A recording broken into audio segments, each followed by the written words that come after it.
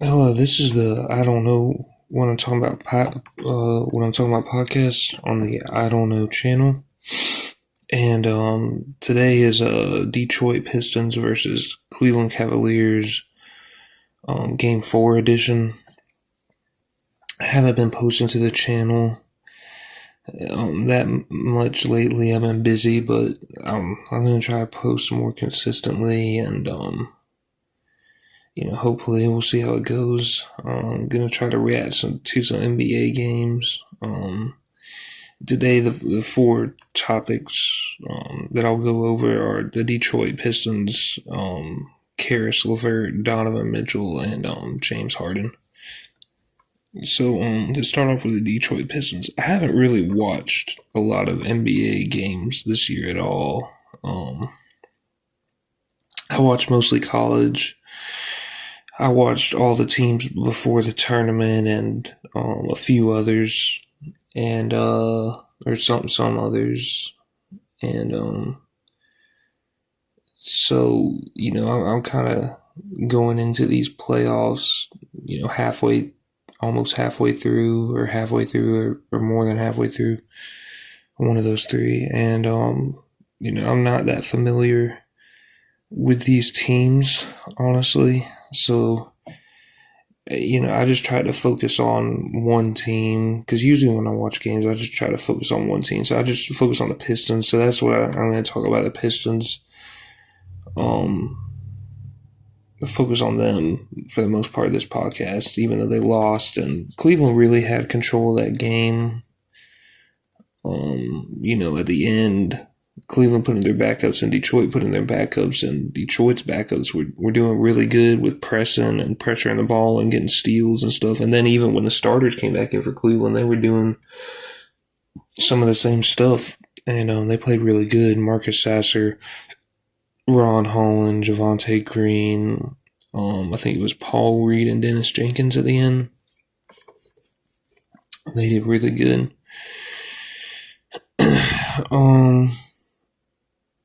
But, looking at the whole game for Detroit, it really got away from them in the third quarter. The close game till then. I can't remember. I think they were winning at halftime, but I can't remember. I don't know if I can find that either. Well, actually, I probably can.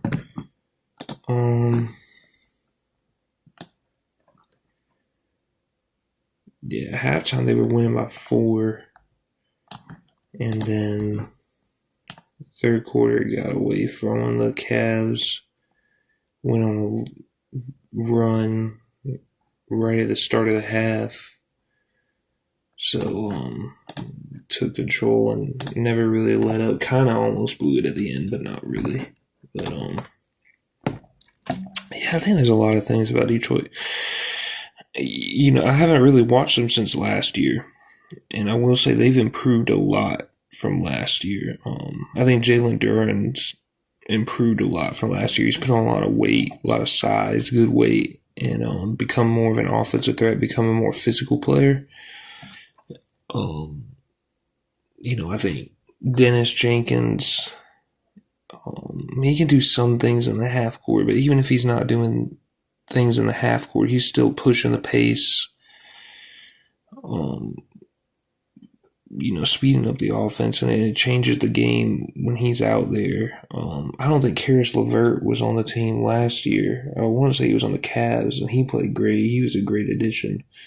Duncan Robinson is an offensive threat, even though I think he could be a lot more aggressive. I think Thompson's gotten better some. He still could be more aggressive, but I just think their overall team has gotten better. Even Cunningham's put on weight, put on size, and Paul Reed's an offensive threat when he's out there. So last year I just didn't think they had like almost anything offensively, and I thought the loss of Malik Beasley was going to hurt them because he was a really good defender and he would shoot the ball. But they look like a much improved team. And from what I hear, I haven't watched all the games, but I watch the sports shows, and Tobias Harris's numbers have been really good. He didn't crack 20 this game, but he still played really good, and he was aggressive, and he's just a solid player. He's great in that mid post area.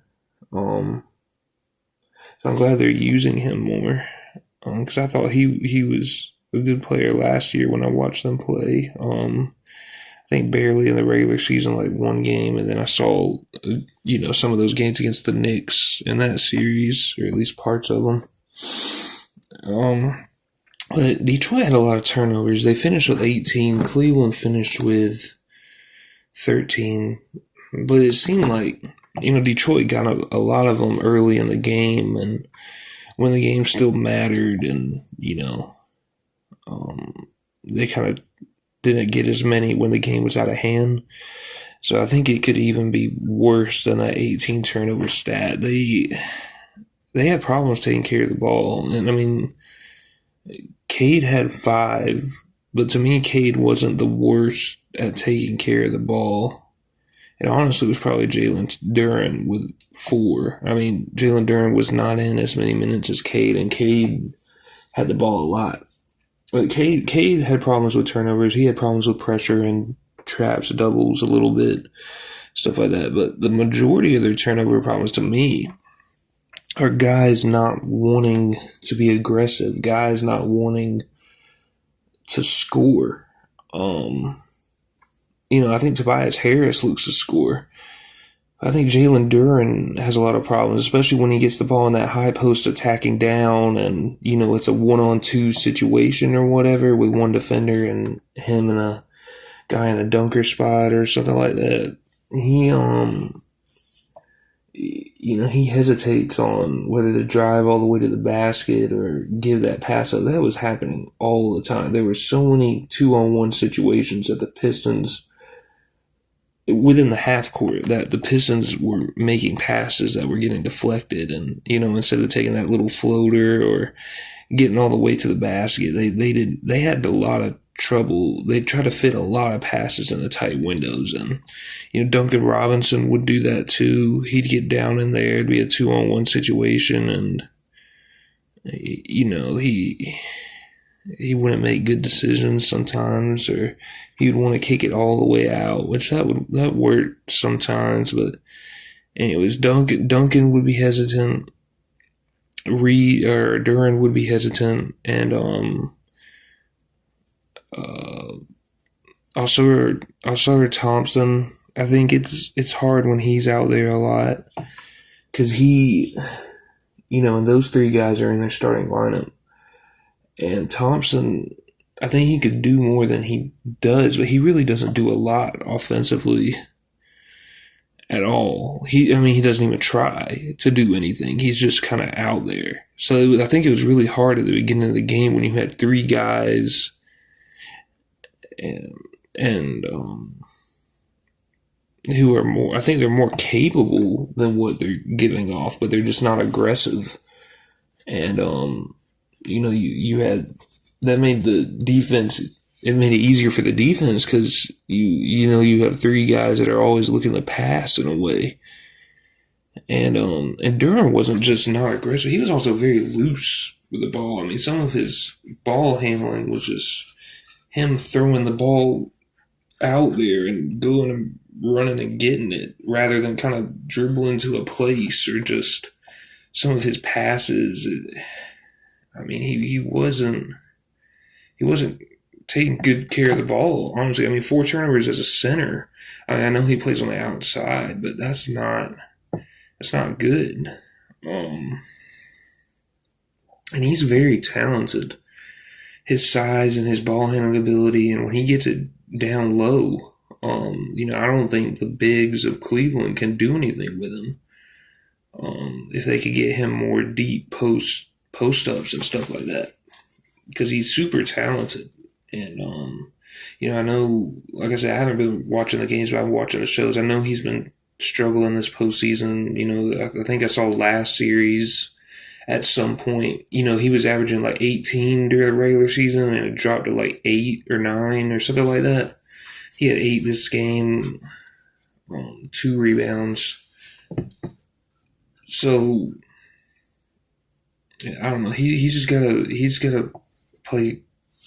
he just can't be so loose with the ball, and he's got to be more aggressive and decisive in situations.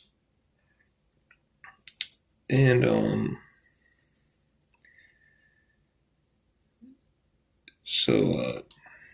don't know, just to go on to different individual players. I think Cade Cunningham played good.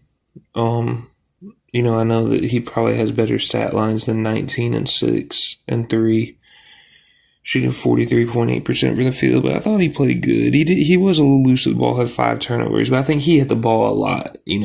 So it's a little bit different with him. And I think he was aggressive and he made pretty good decisions. So I thought overall he had a good game. I think I already said it, but if I haven't, Cade put on a lot of size from last year since I last saw him. Just watching a full game of him, I think it helps. He might have slowed down in speed maybe just a little, but I think the size, he's a huge, huge point guard. And one of the best players in the league, I think. The Paul Reed thing was very interesting, I felt like. They have him play center, and they were talking during the game about how they put Paul Reed out there when they're down, and they put Isaiah Stewart out there when it's even or they're up. And they said that's because Paul Reed brings energy, and that helps them get back in the game. Well, I think when Paul Reed got in the game, they were down by 6, and the game ballooned to like a double-digit lead, like 15, 16, something like that. Now, Paul Reed played good, especially stats-wise. Shot 7 for 9 from the field, 15 points. So he played good. He could play. He could handle the ball. For if you want to call him a center, he's a center, or for a center. And he could score. He's a great finisher at the rim. He could shoot. And, he may not be the most active on defense, but he's smart in some ways when he gets in the way of passes and stuff like that. He's active to some extent. But, I just don't think he's a center. I don't think he's physical enough to be a center. I don't think he's tall enough to be a center. And they have him listed as 6'9", 210. He's a very skilled player, but I feel like when he was on the court at center, and they never run two bigs, ever, which I know a lot of people don't do that anymore, but, when he was at the court at center, it was attack for the Cavs.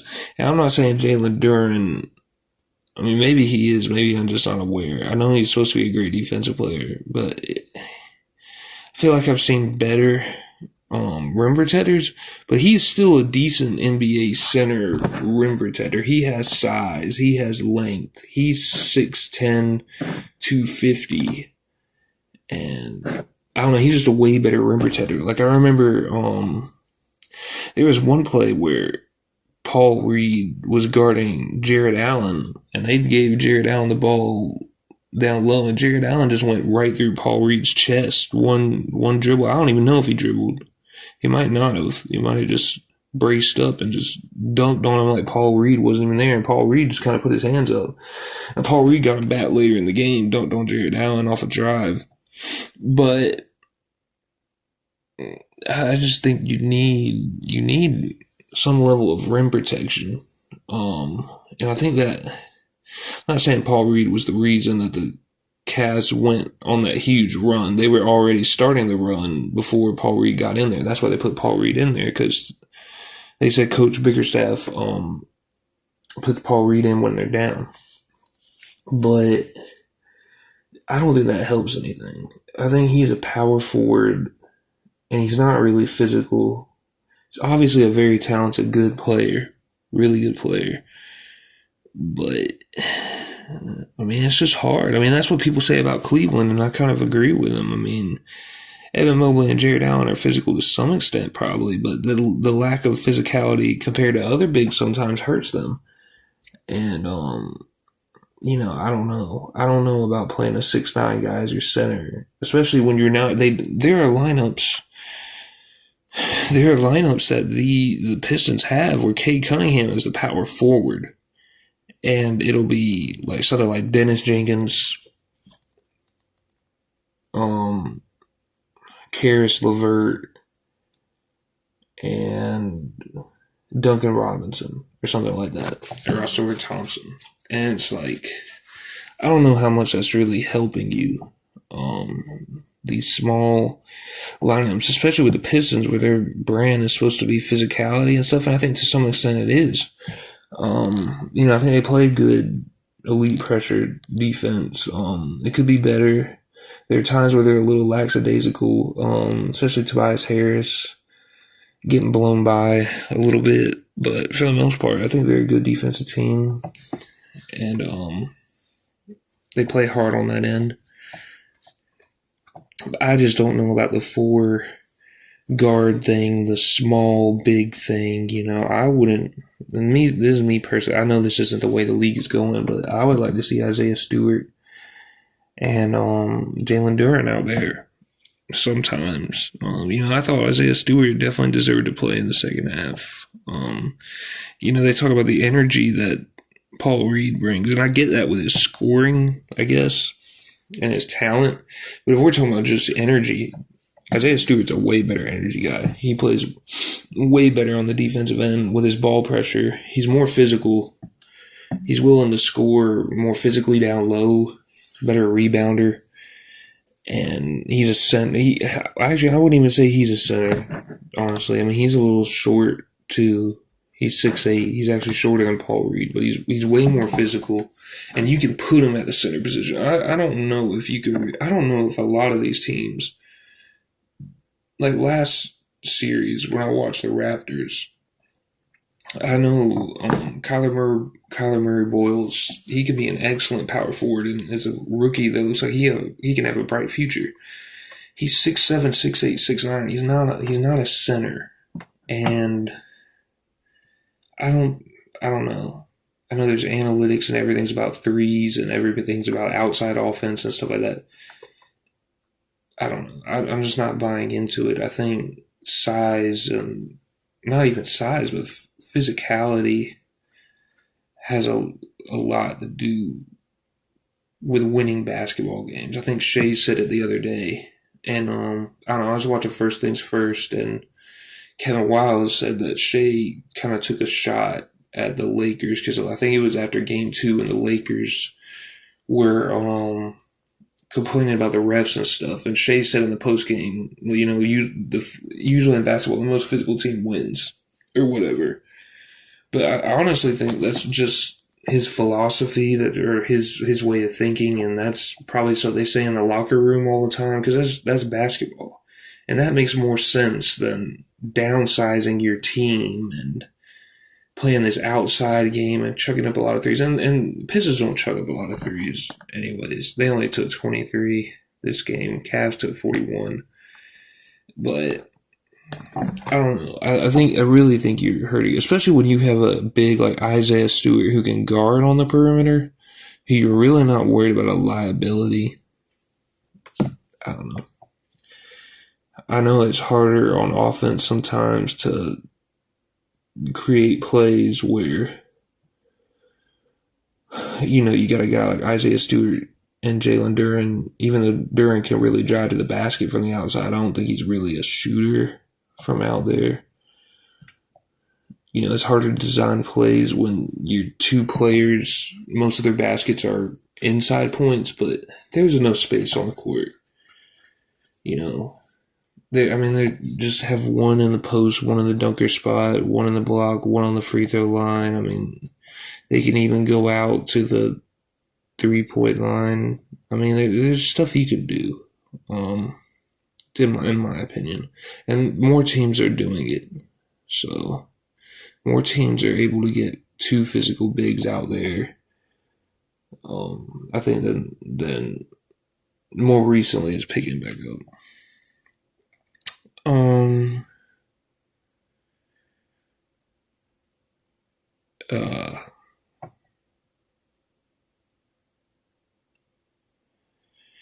I think their offense.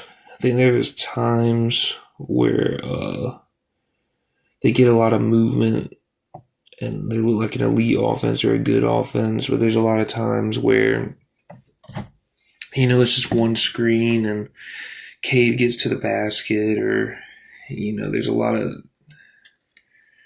passing back and forth and having guard to guard screens, or Jalen Duren coming up, and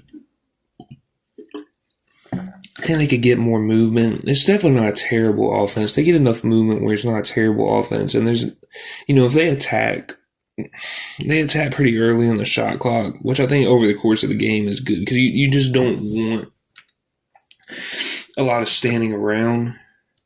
I was watching Cleveland against the Raptors, and I want to say Cleveland has a bad offense. And I'm talking about like the offensive system, not like the players within it and the talent within it, but like the offensive system.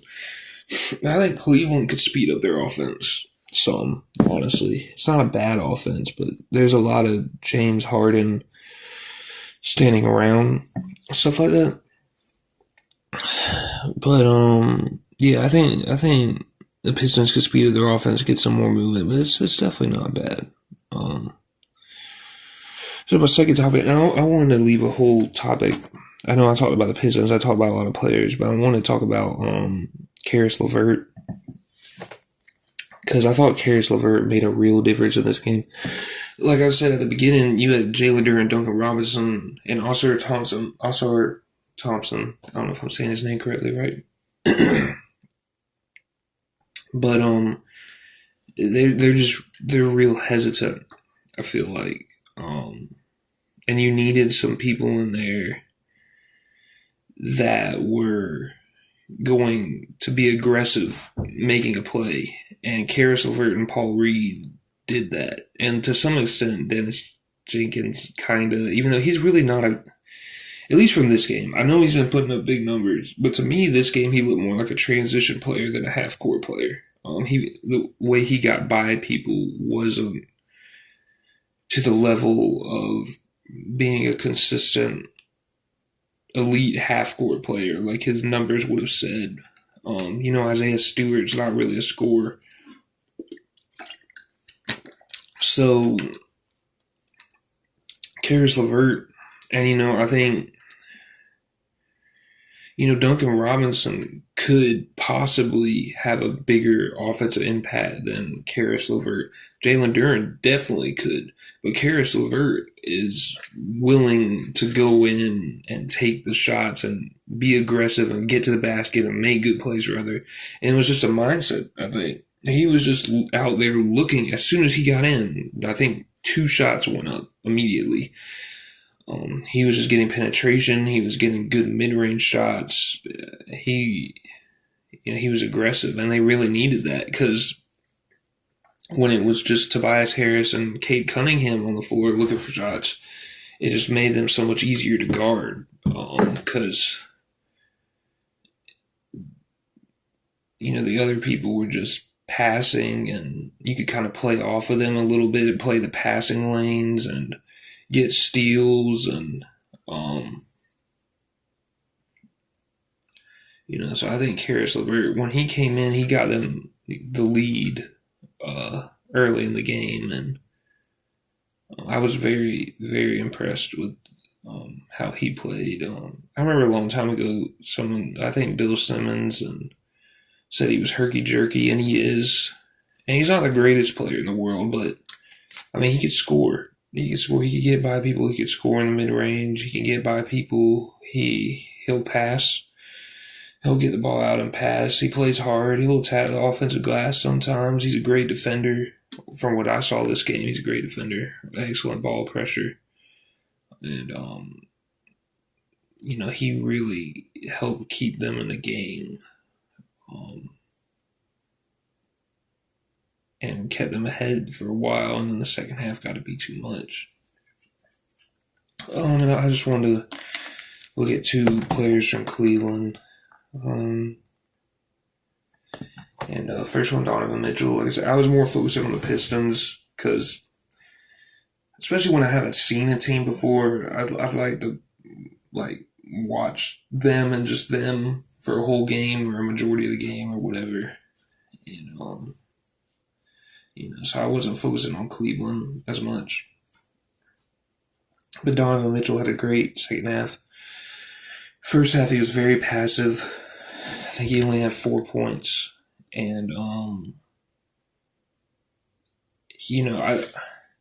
I heard him in a post-game interview say, because I want to say it was game two, and James Harden only had 10 points. It could have been game one.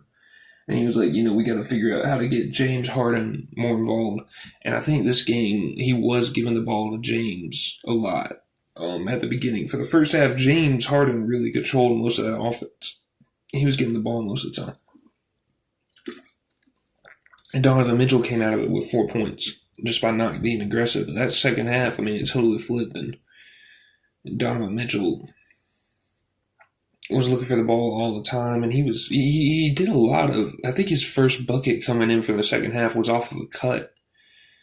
He cut from the wing while James Harden was driving, and had those little floaters. He's amazing at those little catch and shoot floaters, and his crossovers and his I know they call it the windmill pickup and stuff like all that. It's tough to stop. He's really low to the ground, but he's which is good. Because you need leverage to get by people. But then he's also so explosive that it's like he plays above his height because of his vertical and because of his strength and his speed and his ball handling ability. And he's just a great player. And those two being aggressive this whole game helped, and maybe they could find a way that they don't have to switch off half and half, kind of like they did. Maybe they both could be aggressive at the same time in a way, because it seemed like one would defer while the other kept going each half. James Harden was the more aggressive in the first half. Donovan Mitchell was the more aggressive in the second half. But he's one of the best players in the league when he's that aggressive, and I think it was some kind of record. He had 39 in the second half, which was some kind of record for points and a half, I think. If it was like a team record or a team playoff record, or I don't think it would have been a playoff record, but maybe it was. Maybe it was. Yeah, he played really good. And James Harden, I know he's been getting a lot of flack lately because he's kind of choked in a lot of big games, which is probably blown out of proportion. I thought he played great in the first half. His decision-making was great. He was getting to the basket really well. He was shooting the ball really well. He had some good defensive plays, kind of guessing where the defense was going to go. Getting in front of the spot, poking some basketballs loose, or even just standing there and the offensive player would kind of run into him and lose the ball. He's an unselfish player. When he had 11 assists tonight, so it was a little different than when Donovan Mitchell was aggressive. He had 24 points too, but there was a lot of him getting downhill and finding the right player for the open shot or the open dunk, or getting it down to one of the bigs for a steal, stuff like that. And he just controlled that first half and really kept them in the game. And then Donovan kind of took it over on that second half, and they hit some threes as well. So I just thought he played really well. And I just know he's been getting a lot of flack lately, and I thought him and Donovan, for the flack they've been getting, because Donovan, I know he's had some games where he didn't step up as much either, so just wanted to put a spotlight on them for how they performed tonight. And that's it. So this is a Game 4 podcast of the Pistons versus the Cavs, and it really focused more on the Pistons because that's who I was kind of looking at. But I'll try to get more podcasts up Probably going to be a lot of playoff podcasts. Might be some tennis soon. I think the French Open comes is at the end of May, so we're going to try to do stuff on that. And for anybody who watches, just thank you for any support, and have a good one.